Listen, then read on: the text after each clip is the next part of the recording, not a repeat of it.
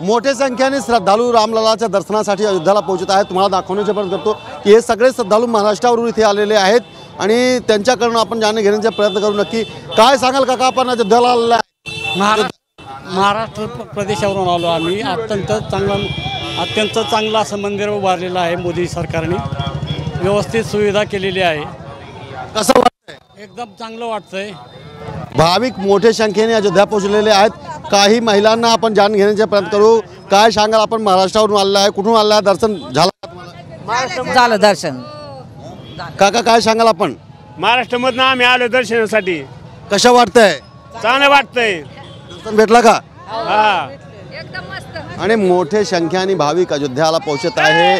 आणखी काही लोक आहेत त्यांच्याकडून आपण जाणून घेण्याचा प्रयत्न करू। काय सांगाल, मोठ्या संख्येने भाविक जय जय श्रीराम जय घोष करत आहे, काय सांगाल?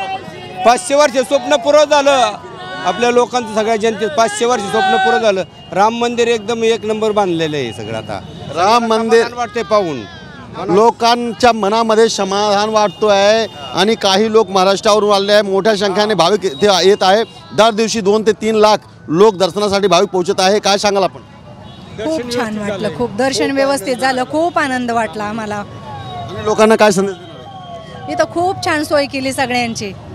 लोकांनी दर्शनाला जर बघितला तर हे लोक महाराष्ट्रावरून आले आहेत। लोक मोठ्या संख्येने भाविक इथे येत आहे, लोक दर्शन घेत आहे आणि चांगल्या पद्धतीने सोय आहे अशा जे भाविक आहेत त्यांच्या म्हणणं आहे। कॅमेरामॅन विनोद आनंद पांडे, TV9 अयोध्या।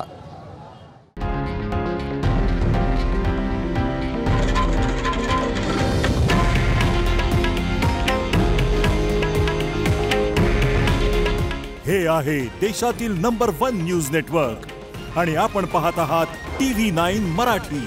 काळजी तुमची, हित महाराष्ट्राचं।